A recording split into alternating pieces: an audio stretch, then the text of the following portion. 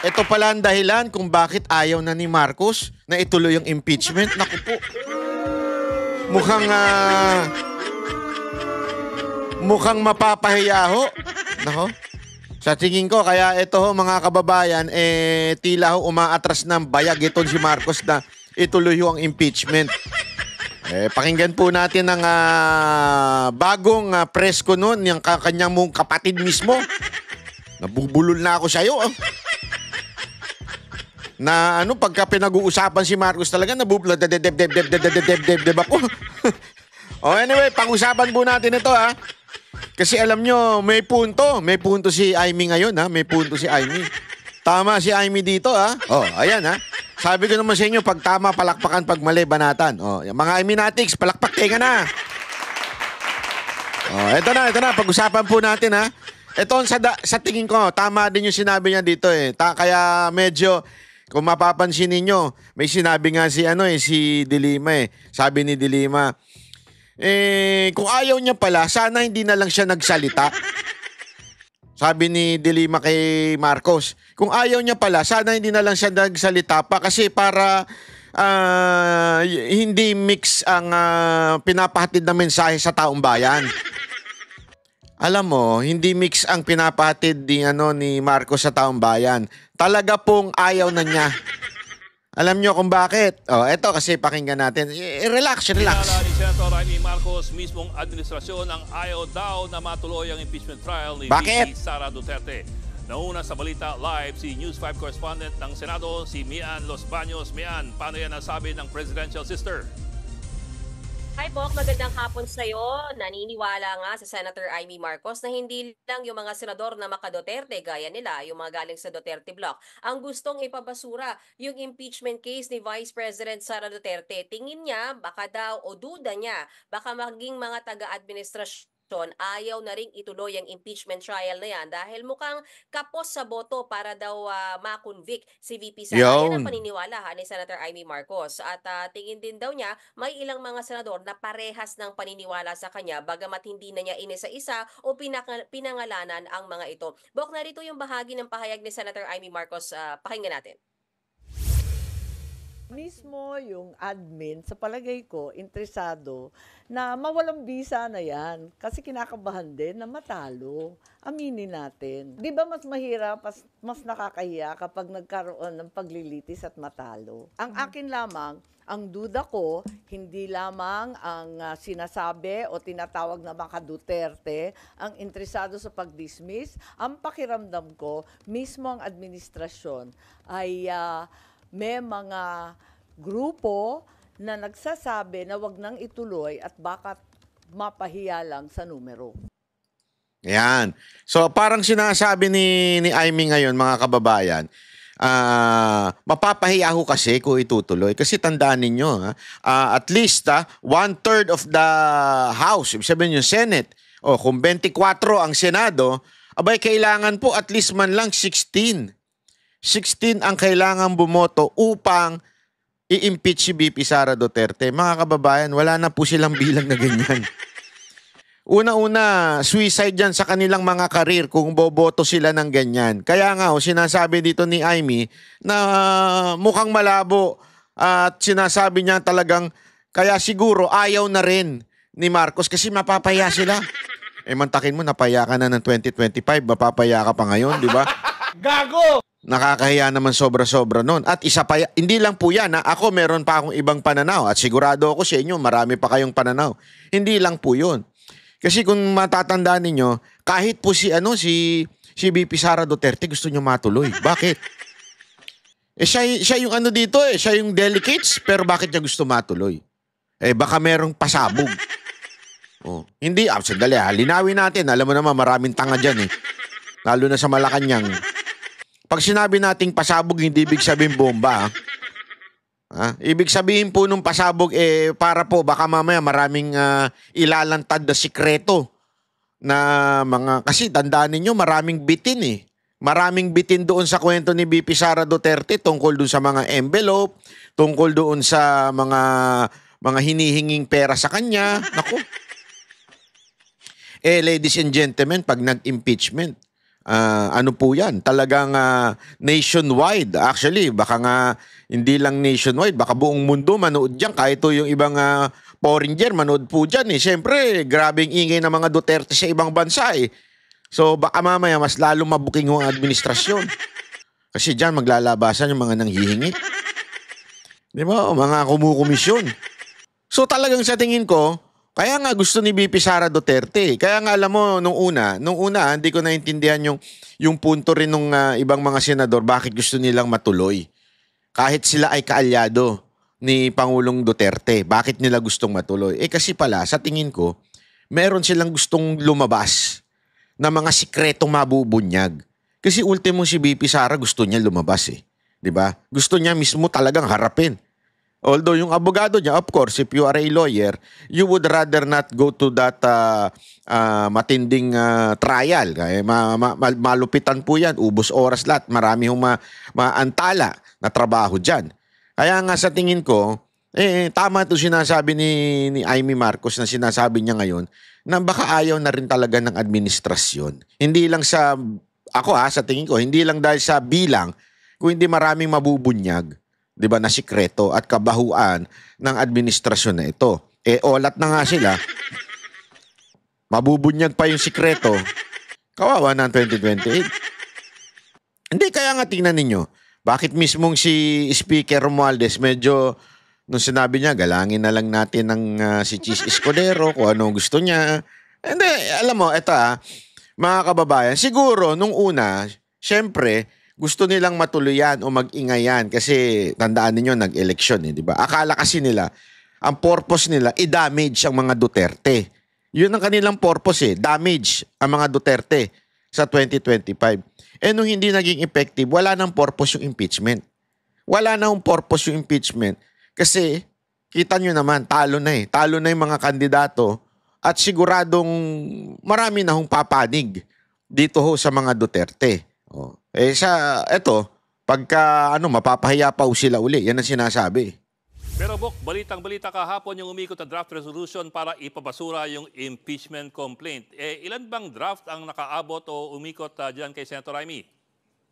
Sa press conference, si Senator Amy Marcos kanina, Bok, sinabi niya umabot sa 3 yung nakita niyang draft resolution hanggang kahapon. Biro nga niya, parang nagmumukha na raw group effort yung nangyayari dyan sa resolution na yan dahil kanya-kanyang input daw yung ilang mga senador. Mismo si Senator Amy daw, meron siyang input which is yung sa kanya, Bok, paliwanag ko lang. Wag lang daw sanang questionin yung sinasabing bagal ng Senado sa pagtakel ng impeachment case ni Vice President Duterte. Sabi niya, gusto niya ring sitahin, questionin yung validity ng pag-akyat ng Kamara ng impeachment complaint mula sa kanila papuntang Senado. Kasi sabi niya, 4 yung impeachment complaints, bakit yung pang-4 lang inakyat? Inupuan din daw ng 2 buwan at sa huling araw ng sesyon ng Pebrero, doon lang din inangat sa kanila. Iyon yung sinasabi nating kagahapong video, di ba?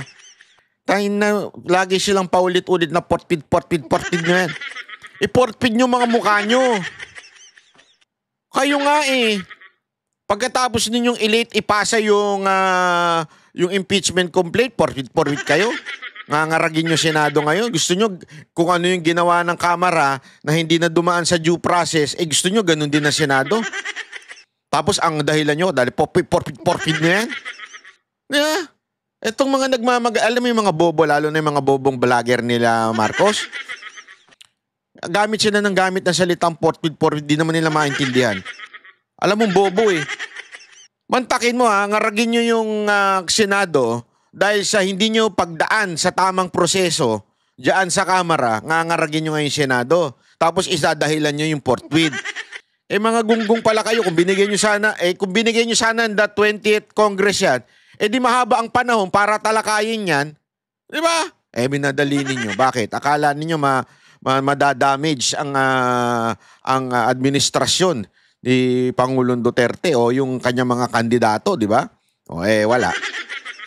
Ngayon, feeling ko, tama, mukhang may pakiramdam din na ako na ayaw na talaga ni Marcos Hindi dahil sa ayaw niya. Ayaw niya dahil alam niya mapapahiya na siya. Di ba? Yun talaga yun Mapapahiya ka talaga Amantakin mo yung bilang ng Senado ngayon. Most of them talagang ayaw na rin sa pamamalakad mo. Kaya yan. Ilan na lang yung sip-sip dyan. Kaya gawin nyo na Senador si Torre. Sobrang kasipsipan niya kay Marcos. Mamaya, pag-usapan natin niya si Torre, ha? Meron tayo nilabas na reel. Talagang, nako, grabe. Talagang trending. So bakit sila lang daw yung sinasabing nag-delay? Mismong Kamara naman daw, dinelay din daw yung proseso ng impeachment proceedings na yan, Bo. Kung sakaling gumulong pa rin ang impeachment trial, nakapag-usap na ba si Amy kay VP Sara? Yes, Bok. Nakapag-usap si Senator Amy Marcos at Vice President Sara Duterte at sabi niya wala naman daw request na ipatigil yung impeachment trial, nakaambang impeachment trial laban sa kanya. At ang sinasabi rin daw ng bise, mag-ingat-ingat dapat si Senator Amy sa pagsasalita niya kaugnay sa impeachment case niyan dahil siya ay tatayong Senator Judge. Oras na matuloy yung impeachment trial na yan. Sabi rin daw ng bise, handa siya anuman ang mangyari. Narito muli yung bahagi ng pahayag ni Senator Amy. Bok, pakinggan natin. Abogado Pagit ng tawagan nyo. Bok, bok, bok. Ano tawagan niya? Bok, bok, bok. Boknoy? Baduy. yun, hindi yan pag-uusapan. Alam niya, magiging huwes ako eh. Hindi nga, ako nga inaawat eh. Ay, magdahan-dahan ka, mag-judge ka dyan. Ano naman ang sabi ng ibang mga senador?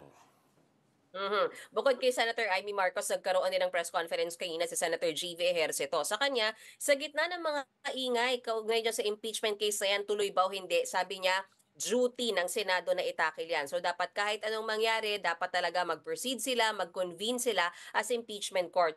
Sabi niya kung dati ayaw niya ng impeachment trial dahil lalo lang magkakagulo-gulo, divisive yan. Sabi niya ngayon, dapat ituloy. Sabi niya, i-present yung mga ebidensyang kailangang i-present. Maski sa Senator Coco Pimentel, meron din siyang statement na sinasabi niya, pinaabot niya sa ating mga miyembro ng media. Sabi niya, Bok, unconstitutional na i-dismiss yung impeachment complaint na yan. Dapat ituloy yung trial, ilabas ang ebidensya, bigyan ng pagkakataon yung na-impeach na opisyal na idepensa ang kanyang sarili, Bok. Okay, live na ulat Bok, mula bok, kay bok, bok. Los Baños. Anak ng...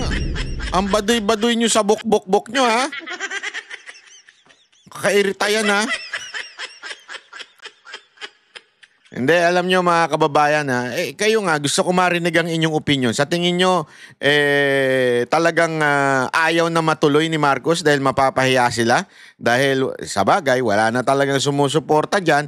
Siguradong una-una, alam natin, sure tayo, with all of our hearts, sure tayo na wala hong, hindi ho ka-convict yung, o ka-impeach, sorry, not convict. Ka-impeach yung mga binigay ho ng dahilan dito ng mga congressman para matanggal ho si Vice President Sara Duterte. Pero aside from that po, alam nyo, sa akin sa tingin ko, marami pang mabubunyag. Kaya ako parang bigla ako na-excite eh. Sa totoo lang, parang ako na-excite. Siguro yung mga senador, kaya ayaw na nilang ituloy kasi it's just a waste of time. Siguro dahil bawal umabsent pagka... Diba? Hindi natin alam. Baka naman talaga mahirap ang trabaho pagka... Siyempre, alam nyo, pagka ganyang impeachment, talagang tutok po ang taong bayan dyan. Hindi lamang po malalaman dyan kung sino kung si VP Sara Duterte ay dapat ma-impeach. Kung hindi malalaman din niya kung sino may utak na senador o wala. Kasi court na ang dito eh. Ang procedure nito, court na eh. Ako, na-excite ako bigla eh. Na-excite ako bigla. Dito kasi magkakalabasan eh. Dito masusuplak talaga yung mga propaganda ng Kamara. Marami silang propaganda eh. Lalo na nung mga hearing na nandyan sa, sa Tuwadcom ba yan? Diba? Ang dami nilang hearing dyan na hindi naman nila binibigyan ng tsansan sumagot yung tao ng maayos at diretso. Pag sumagot ka, contempt ka. Pag tulad kanina, meron may hearing na naman. Pinipigilang sumagot, nagpapaliwanag, babarahin mo na kagad, name calling mo na kaagad. Di ba?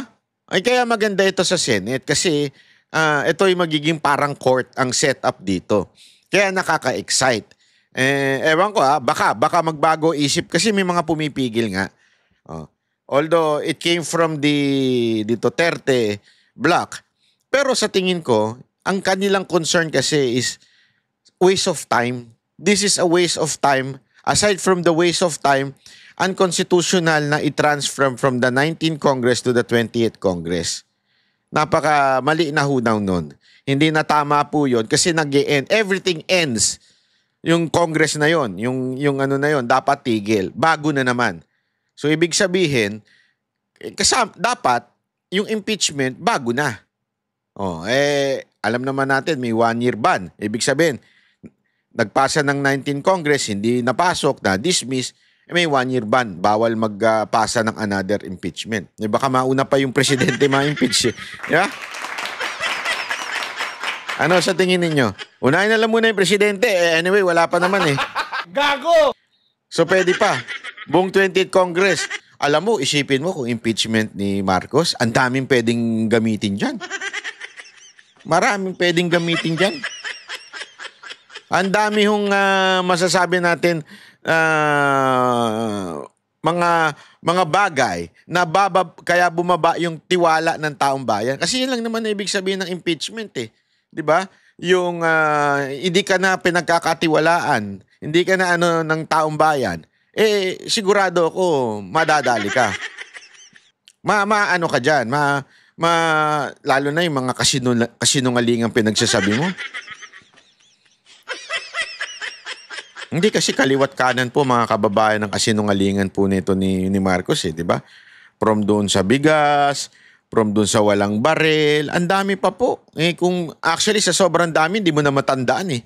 Sa sobrang pagsisinungaling, parang na-immune na tayong lahat. Hindi nyo napapansin? Eto tanongin ko kayo, parang normal na lang eh. Parang normal na nagsisinungaling na yung presidente. Parang, ewan ko ba, accepted na. Ganun ang dating eh, di ba?